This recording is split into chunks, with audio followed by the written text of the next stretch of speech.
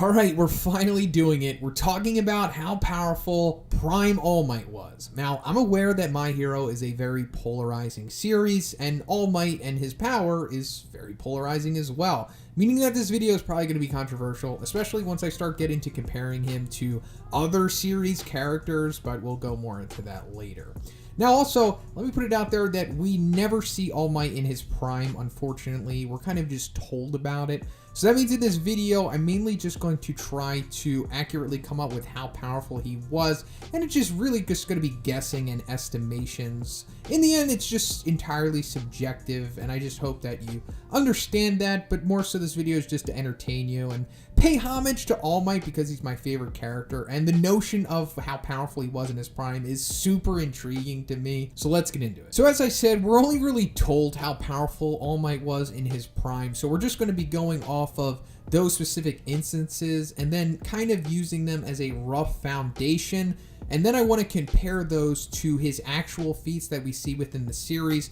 And let me also say that the All Might that we see from the beginning up until his retirement is a very nerfed version of All Might. That's because he received a grievous wound in his ultimate fight against All for One 6 years previous to the current time in the story, and that just nerfed the hell out of him. So there's basically two instances that reference his prime, and the first one is what All Might himself says after he defeats the USJ Nomu, and the second is what All for One says after they meet up in Kamino. So we'll go off of the first instance, and this is like the most popular method and basically the most accurate one that we could use to go off of what his prime could be. So after All Might defeats the USJ Nomu, he says that it took more than 300 mighty punches to take him down, but in his heyday, it would have taken 5. So I assume his heyday means his prime, and that's pretty much it. That is how powerful All Might in his prime was. So I guess we're seeing what could be like 5% or less than that of what his true power was. And he's already obviously ridiculously powerful in his nerf state, but that just gives you a pretty good idea of how truly outrageous he was in his prime. Now, we further see that this is pretty accurate in the My Hero 2 Heroes movie when we see David Shield's log of All Might's power, and we see where it was 6 years ago in his prime, and then we see what it degrades to currently, and then we see how it goes down even further to what we can assume after his encounter with the USJ Nomu, as that takes an even more toll on his overall power and health. Now, before you say that the movie isn't canon, let me just say that Horikoshi himself said that the movie and the manga are adjoined. Now, maybe not every single detail of the movie is exactly canon, but I assume that this portion of the story right here is more or less pretty accurate to how powerful All Might was in his prime, at least if we're just looking at a grasp perspective of it.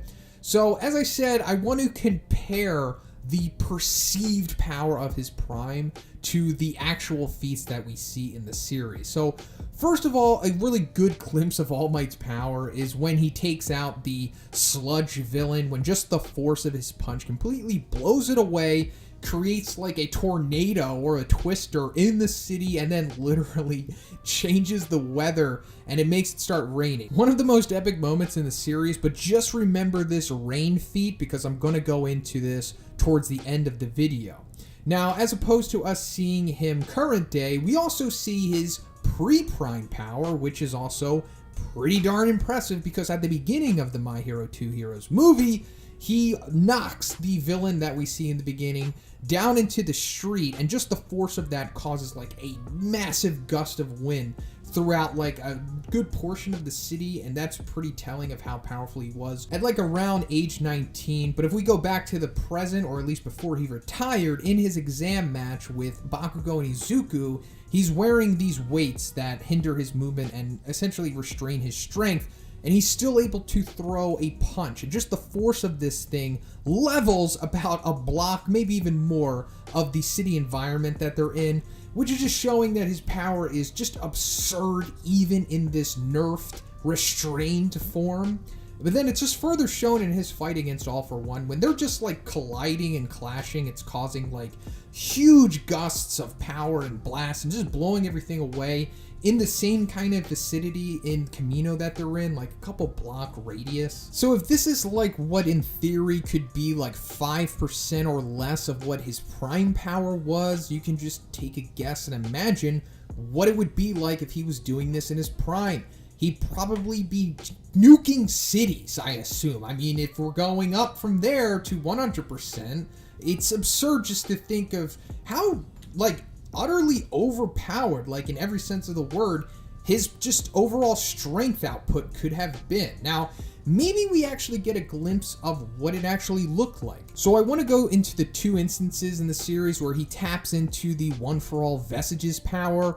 So they essentially, I assume, are powering him up to what could be considered his prime level. It's going way above to what he is currently capable of, because when he does this, he knocks the USJ Nomu with one single punch into the frigging atmosphere, which is obviously way more powerful than the other 300 punches that he delivered beforehand. And considering that he said he would have taken him 5 punches in his heyday, we're just seeing the one massive punch. So this could be what his prime power looked like. And it also means that he could probably just knock people off Earth. Like, he could just punch you into space if he really wanted to. But that's also saying if you're even durable enough to take the punch and be propelled that far. I mean, if you're not, he's just going to explode you the way that Saitama does when he punches monsters. Now, the other time that All Might taps into the Vestige power is when he delivers the United States of Smash to All For One. And yes, I think this might also be a glimpse of what his prime power was like. And given that this is the absolute apex of his power that we see in his current form, I assume that he could probably deliver what we perceive to be as the United States of Smash's power, just maybe even casually in his prime. Like, this is just one of his solid good punches. Just compare the end result tornado to the one that we see in the beginning of the series. It's way bigger, and it has like pieces of buildings flying around in its wake. So now let's go into how fast he could have been, and that brings us to the other instance of his prime being mentioned. So when he meets up with All For One in Camino, All For One says it's about 5 meters or 3 miles from where All Might was to here, and it took him about 30 seconds to arrive. And then he says that All Might's losing it. So obviously that's still absurdly fast, but given that he's saying that he's losing it, we can assume that he's talking about compared to his prime, which All For One obviously had seen firsthand. So if we're using the 300 punches to 5 punches scale for this as well, then I guess that means that he could have traveled the same amount of distance in his prime in, like, I don't know, like less than a second or something like that, which is of course, like, I guess unfair levels of speed, because we already see how fast he is in his nerf state, and that's already kind of unfair, because when he shows up at the USJ, he's at the top of the staircase, and then like in less than a second, he's down and already taken out a whole bunch of fodder. And then we see he's able to save Bakugo in like half a second from the USJ Nomu taking him out. And then also, like, in the exam against Izuku, he's looking at him, and then in a fraction of a second, he's behind him before Izuku can even manage to react or even, like, see it happen, which is mentioned before as to where they can't see All Might moving. And this is just what maybe, I don't know, less than or 5% of his true power was. So at his prime, he's moving at speeds that are just unfathomable. So now let's go into how durable he could have been. So his nerf durability was already ultra impressive, because we see in the beginning of the Two Heroes movie that the explosion of missiles weren't really anything to him. Bakugo shooting him point blank in the face is nothing, and then Izuku firing off a full-powered Bakugo gauntlet blast point blank at him didn't really do anything either. And then, of course, he's taking the air cannons from All For One straight to the face, and that's not really doing much. I mean, it's hurting him, I guess, but considering that he's coming back from it no problem is pretty telling of how durable he is. I mean, these things are also blowing away city blocks pretty easily. So if we go to like what he was in his prime, I guess he's like nigh invulnerable at that point. I mean, if he's taking all of this stuff and this is just, I don't know, 5 or less % of that. So just let me also say that Prime All Might is so powerful that he defeated Prime All for One, who we get a small glimpse of, and he's pretty crazy, and also the power that he generates seems to be destroying, I don't know, like a city or something. So now let me get into what's probably the most controversial part of this video, because I'm going to start comparing All Might to Saitama. So when Saitama punches Deep Sea King, the force of it completely nullifies all of the rain and changes the weather, similar to what we saw All Might do when he took out the sludge villain. Now also, when Saitama is training with Genos, he throws quote-unquote a death punch at him, and the force of it is massive. It's similar in scope to what we saw All Might and All for One are capable of producing, and also the end result of it just completely like creates a new canyon in the vicinity that they're in. Now I'm not saying that nerfed All Might is as strong as Saitama, because that's obviously not true, but what I'm saying is that I think Prime All Might is as strong as Saitama. Now of course we don't know the full power of Saitama, similar to how we don't know the full power of Prime All Might, but I'm just taking a guess, and I'm thinking that they're very comparable in strength, speed, and durability, meaning that I think Prime All Might could probably destroy the Earth if he really wanted to. Yes, I think he is that absurd in power. Let us not forget that All Might was so unstoppable in his prime that he changed the world itself. The crime rate dropped to almost 0, and all organized crime essentially went non-existent, and just being a villain in general didn't really seem like it was that viable anymore. He was pretty much God. Like, the only one that even came close to having a chance of taking him down was All for One, and he couldn't even do it. So I think it's safe to say that Prime All Might was probably a planet buster in his prime. Yeah, controversial, and I probably might even lose some subscribers for saying this stuff, and that's fine. I don't expect everyone to agree with me, but given his feats that we see, and if we just up them to the percentage that we were talking about throughout the video, I think it's safe to assume that he is probably that powerful.